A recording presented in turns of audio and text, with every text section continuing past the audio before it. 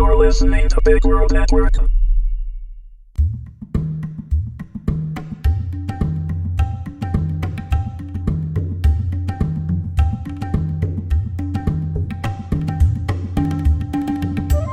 Phineas Frakture and the Terror of Dr. Malondi. Episode 2. Written by Joseph Gatch. Read by Michael Young. "The folks finally liftin', just in time for you to see the hole," the cabbie said. "What hole is that?" asked Abigail. "The Whitechapel hole, of course. Where you been the last 2 weeks? Under a rock?" "Actually, under the ocean," said William. "What's so special about a hole?" "Oh, then I ain't spoiling the surprise. If it'd be more dramatic like if you see it for yourselves." The cabbie drove on, hitting every pothole and bump in the cobblestone seemingly on purpose, in order to give his passengers the most uncomfortable ride of their lives. As he had said, the fog seemed to be lifting. Instead of the vague outlines in the mist, they could now see vague shadows and blurs. "I'm surprised that this city can operate under such conditions," commented Phineas. "They must know these streets like the back of their hands. That is, when they can see their hands." "I doubt it's like this all the time," said Abigail. "It pretty much is, Mum," the cabbie answered. "Our hearing's pretty good, too." The hansom pulled to a stop. "Well, here we are. This is as far as we can go." Phineas stepped out and looked around. The street ended abruptly into a vast downward slope. The hole disappeared into the fog, and he couldn't see how far it went. "Excuse me? Where's our hotel?" "The address he gave me's about half a mile from here, though it ain't there no more. Nothing is. It's just one big hole now," said the cabbie. "What happened?" Abigail queried as she looked out the window. "Dunno. One minute it was there, the next, poofed, gone. People around here says there was a big flash of light when it happened. No sound or nothing. Just poof, gone." Phineas examined the edge of the hole. It was completely clean and smooth, not ragged like one would expect with an explosion. It was free of debris as well. He could make out a sewer system which opened up into the hole, spilling its waste into the basin. Closest to the edge, he could make out the remnants of basements, neatly cleaved in two, furniture, stairs, crates, even a bloodstain where a person had been standing when the event occurred. "Poor bugger," the cabbie said when he noticed where Phineas was looking. "His legs chopped right off, he did. Nothing left but a couple of legs, his shoes, and half his knickers." The sun suddenly forced its way through the clouds, quickly burning off the fog. Before their eyes a giant crater appeared, perfectly round, as if this part of the city had been scooped out from the face of the earth. "What could have possibly done this?" posed William. "I don't know. Someone owes me a refund." All three looked at Phineas. "Hundreds of people are dead, and that's all you can think about?" asked Abigail. "It was a large deposit," replied Phineas. "Who's responsible for this?" he asked the cabbie. "Dunno. As far as I heard, no one's claimed to have done this." "Well, who might know?" The cabbie scratched his head. "Scotland Yard, maybe. They knows all that goes on in the city, or at least they like to think they do." "Then take us to Scotland Yard, and be quick about it."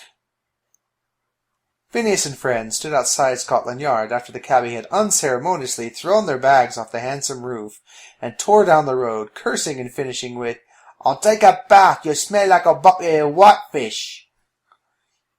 "You didn't tip him, did you?" asked William. Of course not. He was paid for his services, which was far more than one would expect from a hansom ride, Phineas responded. "You'll never learn. Why don't we just go find another hotel? Why are we even here?" "We're here to find out how to get my money back," said Phineas. "Can't we do that after we've cleaned up?" asked Abigail. "He's right. We do smell like whitefish." "No," Phineas said as he stomped into the building. He marched up to the first officer he saw. "Who do I see about a theft?" The officer thumbed him to the left, where there was a sign on the door proclaiming it to be the Robbery, Theft, Forgery Division. Phineas went inside, and a few moments later was pushed back out the door by a very large detective. "What do you mean, no recourse?" Phineas said. "It means that we can't help you. Good day, sir." The detective slammed the door behind him with a resounding thud. "No luck?" asked Abigail. "None. He said that since my money wasn't actually stolen, I don't have a case for them to look into." "Then let's go find another hotel," Abigail responded, a bit too jovially. "If I can't get my money back from the owners, then I'll get it from whoever blew up Whitechapel," Phineas stated.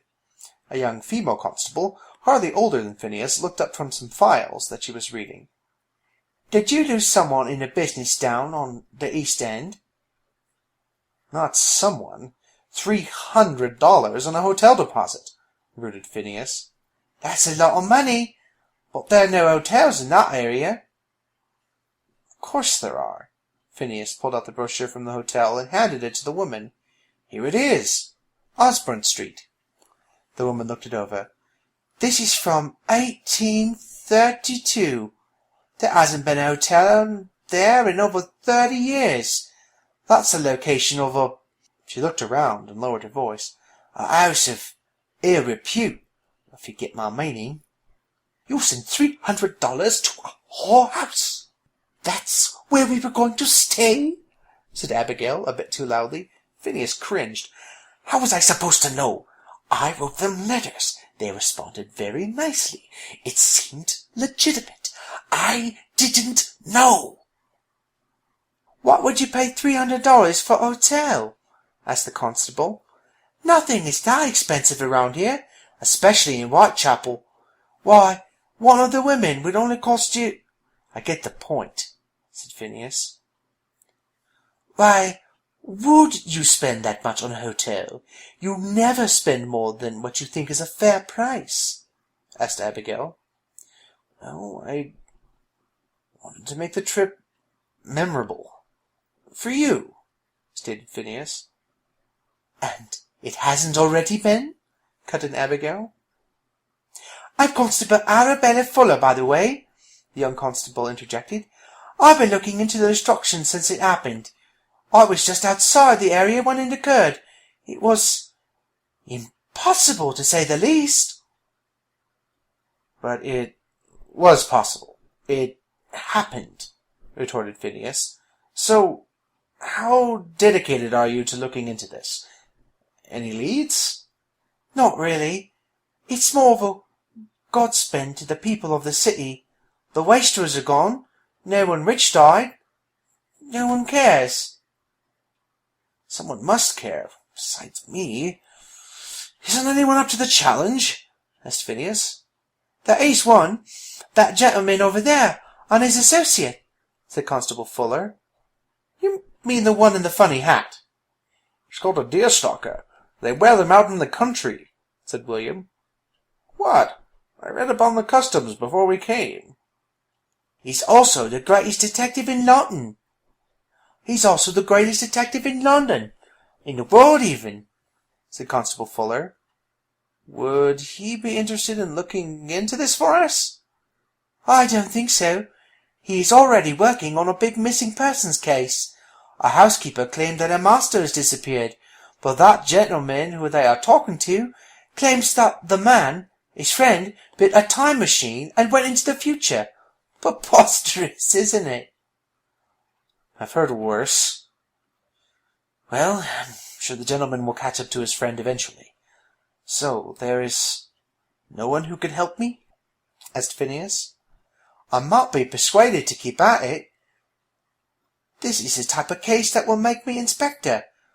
If you can come up with anything, just call the yard and ask for me. In the meantime," she wrote something on a card and handed it to Phineas, "it is the address of a real hotel. You can get cleaned up there." "Thank you. We'll be in touch," Abigail said, pulling Phineas by the coat sleeve. "What's your hurry?" Phineas asked as soon as they were out the door. "My hurry! Besides getting clean, I thought it would be better that we get out of there before you end up married. Again," snipped Abigail. "What?" "She was flirting with you, and I will not have you go and do something stupid again." "That's a full-time job," muttered William. "So, are you finished with this nonsense?" "Hardly," Phineas said. "If no one else can solve this, then it's up to us to find out who destroyed my deposit. That detective said something to his companion on his way out, and I think that it fits for us as well. Patterson, the game is afoot." "Oh, brother," muttered Abigail. "Just hail us a cab and get us to the hotel."